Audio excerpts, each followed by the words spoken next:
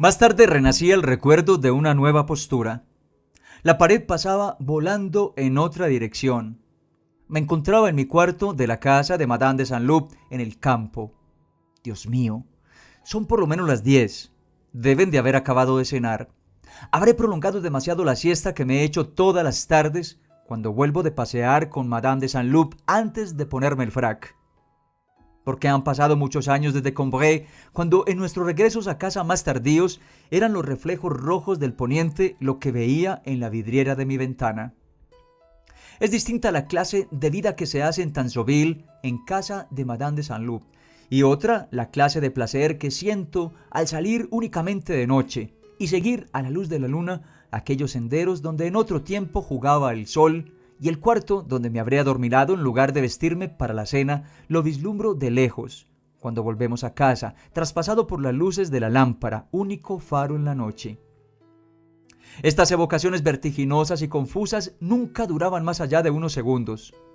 A menudo, esa breve incertidumbre del lugar en que me hallaba no distinguía una de otra las diversas superposiciones de que estaba hecha. Del mismo modo que, cuando vemos un caballo correr, no aislamos las sucesivas posturas que el cinetoscopio nos muestra. Pero unas veces unos y otras otros había vuelto a ver los cuartos donde me había alojado a lo largo de mi vida y terminaba recordándolos todos en los largos ensueños que seguían a mi despertar. Cuartos de invierno donde, cuando estamos acostados, arrebujamos la cabeza en un nido que tejemos con las cosas más dispares. Una punta de la almohada, el esbozo de las mantas, el pico de un mantón, el borde de la cama y un número de los de Barros que uno acaba cimentando juntas siguiendo la técnica de los pájaros que se apoyan un número infinito de veces en ellas, donde el placer que se disfruta en tiempo glacial es sentirse aislado del exterior, como la golondrina de mar que tiene su nido en el fondo de un subterráneo en medio del calor de la tierra y donde, mantenido el fuego en la chimenea, toda la noche nos dormimos dentro de un gran manto de aire cálido y humoso, cruzado por los resplandores de los tizones reavivados, especie de impalpable alcoba, de cálida caverna excavada en el seno del cuarto mismo, zona ardiente y móvil en sus contornos térmicos, aireada por soplos que nos refrescan la cara y que proceden de los rincones, de las partes contiguas a la ventana o distantes del hogar que se han enfriado. Cuartos de verano donde agrada estar unidos a la noche tibia, donde el claro de luna apoyado en los postigos entreabiertos lanza hasta el pie de la cama su escala encantada, donde dormimos casi al aire libre, como el paro mecido por la brisa en el lomo de un surco. A veces el cuarto estilo Luis XVI, tan alegre que en él ni siquiera la primera noche me sentía demasiado desgraciado y donde las columnillas que sostenían ligeramente el techo se apartaban con tanta gracia para mostrar y celar el espacio del lecho. Otras veces, por el contrario, aquel cuarto, pequeño y de techo tan alto, excavado en forma de pirámide hasta una altura de 2 pisos y revestido en parte de caoba, donde desde el primer segundo quedé moralmente envenenado por la fragancia desconocida del vetiver, convencido de la hostilidad de las cortinas moradas y de la insolente indiferencia del reloj de péndulo que parloteaba en voz alta como si no estuviese yo allí, donde un extraño y despiadado espejo de patas cuadradas, cerrando oblicuamente uno de los ángulos del cuarto, se hundía en vivo en la dulce plenitud de mi campo visual, habituado a un emplazamiento no previsto, donde mi pensamiento, después de luchar horas y horas por dislocarse, por estirarse hacia lo alto para adoptar exactamente la forma de la habitación y llegar a colmar hasta arriba su gigantesco embudo, había soportado noches muy duras, mientras yo permanecía echado en la cama, con los ojos abiertos, ansioso el oído, reacia la nariz y palpitante el corazón. Hasta que el hábito cambió el color de las cortinas, acalló el péndulo, enseñó piedad al espejo oblicuo y cruel, disimuló, si no expulsó del todo, la fragancia del vetiver y menguó notablemente la altura aparente del techo.